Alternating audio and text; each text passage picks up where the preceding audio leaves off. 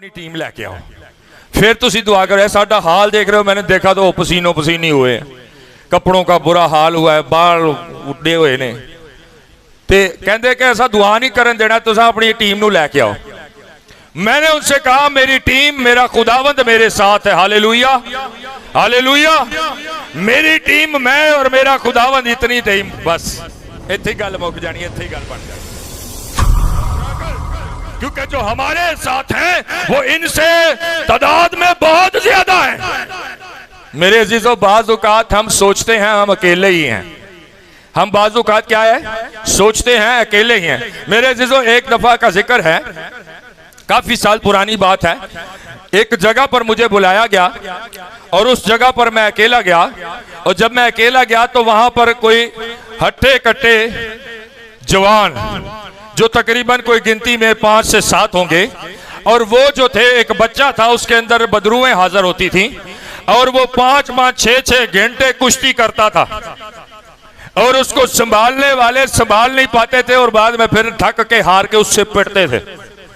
मेरे अजीजों, हुआ ये कि जब मैं उनके घर में गया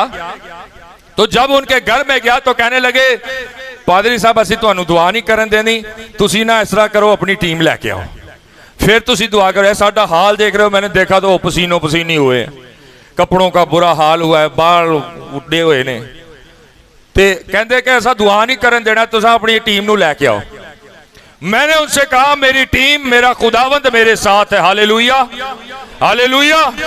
मेरी टीम, मैं और मेरा खुदावंद, इतनी टीम, बस इत्थे गल मुक जानी, इत्थे गल बन जानी है। हालेलुया।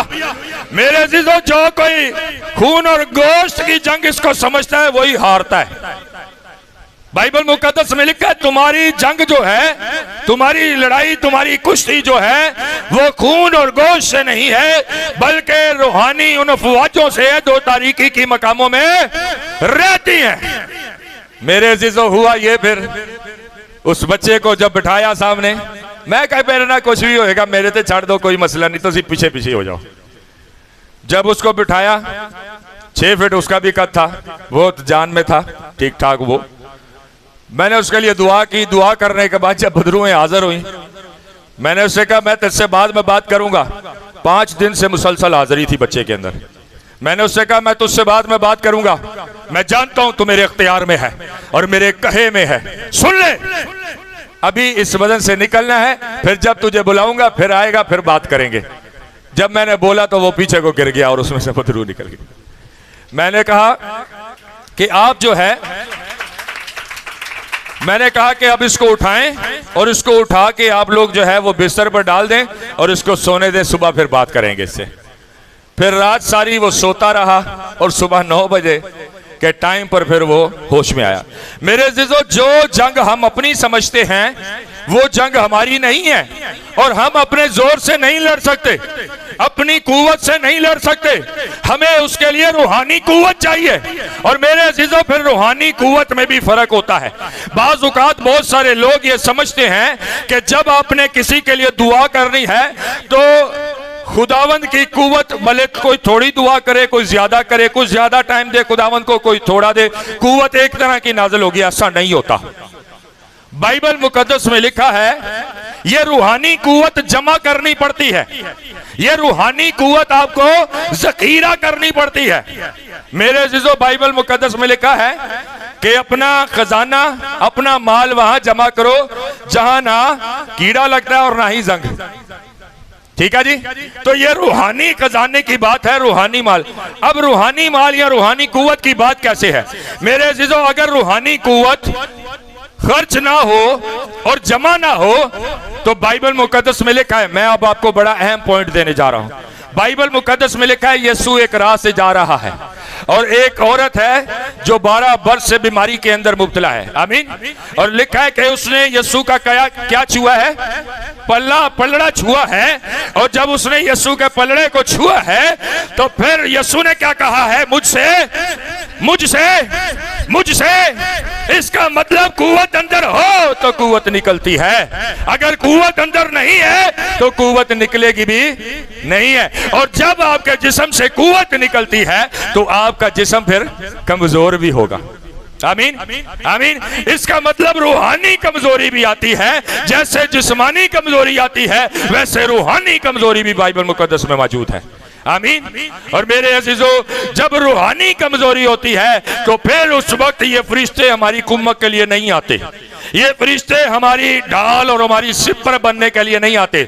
शायद हम खौफ के अंदर जिंदगी तो गुजार रहे होते हैं, लेकिन हमारी रूहानी कमजोरी के बायस हमारे लिए जंगजू फरिश्ते नहीं आते, क्योंकि हमने उस तरह से टाइम खुदावंद के साथ नहीं दिया। हाँ, खुदावंद अपना रहम कर ले, किसी की दुआ के वसीला से, किसी खादम की दुआ के वसीला से हमें बचा ले, वो एक अलग बात है। लेकिन जब हमारी जिंदगी में रूहानी कमजोरी होगी तो फिर हम मुकाबला करने के लिए तैयार नहीं होंगे। मेरे अजीजों, एलीशा ने अपने शागिर्द से कहा कि तू परेशान ना हो, बल्कि जो हमारे साथ हैं वो ये जो फौजें चढ़ी हैं इनसे कई ज्यादा हैं। और फिर उसने हाथ बुलंद करके दुआ की और कहा, ऐ खुदावंद इसकी रूहानी आंखें खोल दे। हालेलुया। उसने जब दुआ की एलीशा ने अपने शागिर्द के लिए इसकी रूहानी आंखें खोल। मेरे अजीजों, आज भी बहुत सारे लोगों की, मैंने अपनी शख्सी जिंदगी के अंदर तजर्बे में बहुत सारे लोगों की रूहानी आंखें खोली और फिर बंद भी की हैं। ये रूहानी आंखें खुल भी जाती है और ये बंद भी हो जाती हैं। और जब किसी की रूहानी आंखें खुलती हैं तो फिर वो ना सिर्फ बदरुओं को देखता है बल्कि वो पाक फरिश्तों को भी देखता है। हालेलुया। और मेरे अजीजों, लिखा है कि उसकी आंखें रूहानी खोली गईं और जब उसने चारों तरफ निगाह दौड़ाई तो उसने देखा कि आतशी रथ, करोबी फरिश्ते चारों तरफ में कई हजारों लाखों की तादाद में हैं, जो फौजों से ज्यादा हैं और उनकी कुम्मत के लिए खड़े हैं। Hallelujah hallelujah. मेरे अजीजों, बाज़ औक़ात यही फरिश्ते जो हैं हमारी कुम्मत करते हैं, यही फरिश्ते बाज़ औक़ात क्या करते हैं, हमारी हिफाजत करते हैं, हमारे साथ रहते हैं। और बाज़ औक़ात ये फरिश्ते नबियों के खिलाफ भी हो जाते हैं, ये फरिश्ते नबियों के खिलाफ भी हो जाते हैं। जब बगावत होगी तो फरिश्ते भी आपके खिलाफ हो जाएंगे। याद रखिएगा, आप ये सोचें कि आप जैसे मर्जी जिंदगी गुजारें, जो मर्जी कुछ करें और फरिश्ते आपके साथ, आपका साथ देंगे, ऐसा नहीं है, ऐसा नहीं है। फरिश्ते भी हो सकता है आपके मुखालिफ हो जाएं, फरिश्ते भी, बदरुएं तो हम आपके मुखालिफ हो सकता है फरिश्ते भी आपके मुखालिफ हो जाएं। मेरे अजीजों, बाइबल मुकद्दस में लिखा है, एक शख्स है जिसका नाम बलाम है और बलाम नबी उसे कहा जाता है और वो जिसे बरकत देता है उसके पास ये खुदा ने ब्लेसिंग दी है कि जिसके लिए हाथ बढ़ाएगा, बरकत मांगेगा, उसे बरकत मिल जाती है और जिसके लिए वो लानत करता है उसको लानत मिल जाती है। अब मेरे अजीजों, एक बादशाह ने उसे पैसे देके खरीदा, नबी को खरीदा। आज भी बहुत सारे खादम, बहुत सारे पासबान बिक जाते हैं, पैसों के इवज बिक जाते हैं। मेरे अजीजों, हुआ यह कि बलाम जो है उसने पैसे ले लिए और पैसे लेकर क्या करना चाहा, उसने इसराइल पर लानत करनी चाहिए। खुदा की बरकत है और खुदा की बरकत को गलत तरीके से इस्तेमाल करना चाहा। आज भी मेरे अजीजों, जब खादमों का कोई बुरा करे, जब खादमों का कोई बुरा करे तो क्या करते हैं खादम? भाई खादम क्या करते हैं? खादम जो है उन लोगों के लिए क्या करना शुरू कर देते हैं, लानत मांगना शुरू कर देते हैं, उनके लिए बद्दुआ करना शुरू कर देते हैं, उनके लिए तकलीफ और अजियत मांगना शुरू कर देते हैं। क्या ख्याल है, ये ठीक है कि गलत है जी? ठीक है कि गलत है? ठीक है कि गलत है? मेरे अजीजों, बाइबल मुकद्दस खुदावंद यीशु का कलाम कहता है, तुम अपने दुश्मनों के लिए बरकत की दुआ करो क्योंकि तुम्हारी बरकत की गई दुआ उनके सरों पर आग के अंगारों की मानिंद है। Hallelujah hallelujah. मेरे अजीजों, अगर कोई आपको तंग या परेशान भी करता है, आप उसके लिए बरकत मांगे, ये खुदा पर छोड़ दे, खुदावंद क्या उसके लिए करना चाहता है। आप खामोश हो जाए, खुदावंद आपकी जंग लड़ेगा, उन लोगों को आपके रास्ते से हटा देगा, उन जिंदगियों को आपकी जिंदगियों से निकाल बाहर कर देगा जो आपके लिए मुखालिफ बन के खड़े हुए हैं। और याद रखना, उनकी जिंदगी भी आपको परेशान नजर आएगी। फिर वो जिंदगी में जिस चीज को हाथ डालना चाहेंगे डाल नहीं पाएंगे। याद रखिए मेरे अजीजों, क्योंकि आपकी दुआओं का असर हमेशा खुदावंद कायम रखता है।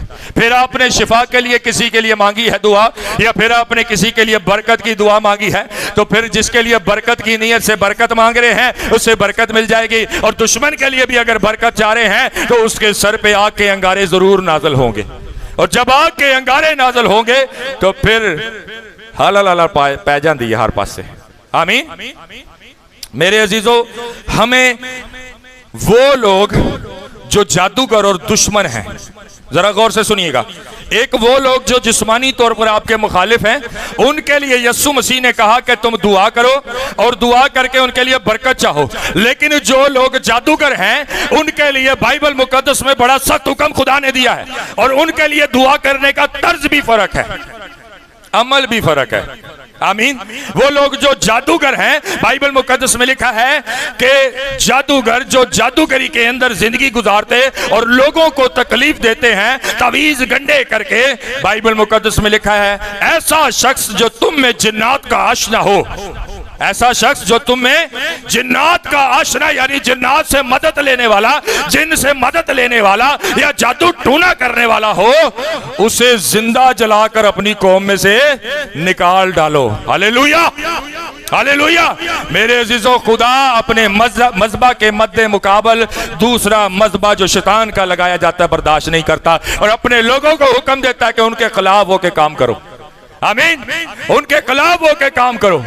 मेरे अजीजों, फिर उनके खिलाफ हमें दुआएं करना वाजिब हो जाती हैं। लेकिन मेरे अजीजों, अगर कोई शख्स खादम हो और दूसरे खादम के लिए बदवा करना चाहे, अगर कोई शख्स खादम हो और दूसरे ममसू के लिए, मुकद्दस शख्स के लिए लानत करना चाहे, तो फिर क्या होता है? बाइबल मुकद्दस में लिखा है बलाम नबी जो है उसके पास खुदा ने यह ब्लेसिंग दी है कि जिसके लिए वो बरकत मांगता है उसको बरकत मिलती है, और जिसके लिए वो लानत करता है उस पर लानत हो जाती है, वो तबाह हो जाता है। मेरे अजीजों, अब हुआ यही कि उसने पैसे लिए बादशाह से, और बादशाह से पैसे लेने के बाद अब वो चल पड़ा है इसराइल की तरफ लानत करने को। अब जब वो चल पड़ा है तो उसकी जो गदी जिस पर वो सवार है वो चल नहीं रही आगे, चल नहीं रही आगे। मेरे अजीजों, हुआ ये कि वो उस अपनी गदी को मारना शुरू हो गया। अब उसको मार रहा है, मार रहा है, मार रहा है, लेकिन वो आगे नहीं जा रही, आगे नहीं चल रही। बड़े गौर से इस बात को सुनिएगा। मैं आपको बताने जा रहा हूं कि फरिश्ते भी हमारे खिलाफ हो जाते हैं, खुदा भी हमारे खिलाफ हो जाता है।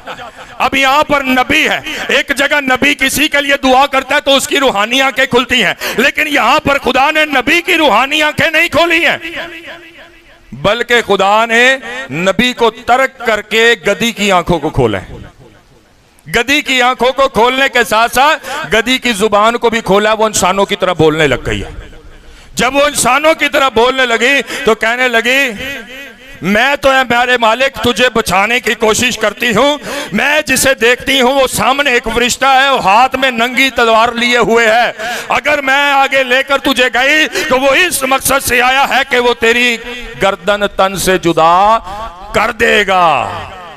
मेरे अजीजों, इसका मतलब यह हुआ कि जब खादमों की मुकद्दसों की रवशें भी गलत होती हैं या दुरुस्त नहीं होती, तो फिर खुदा जो है रूहानी आंखें भी खादमों की और नबियों की भी नहीं खोलता, बल्कि खुदा नकम्मे जानवर को, जिसको कोई कुछ नहीं समझता, एक गधी जिसे कोई कुछ नहीं समझता, उस गधी को इस्तेमाल करता है खुदा।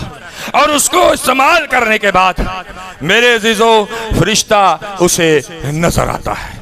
Hallelujah, hallelujah. मेरे अजीजों, जब आप खुदा के साथ होंगे, आप खुदा के साथ वफादारी में जिंदगी गुजार रहे होंगे, तो यही फरिश्ते आ जाएंगे नंगी तलवारें लेकर आपके दुश्मनों से आपकी जंग करने के लिए, लड़ाई करने के लिए।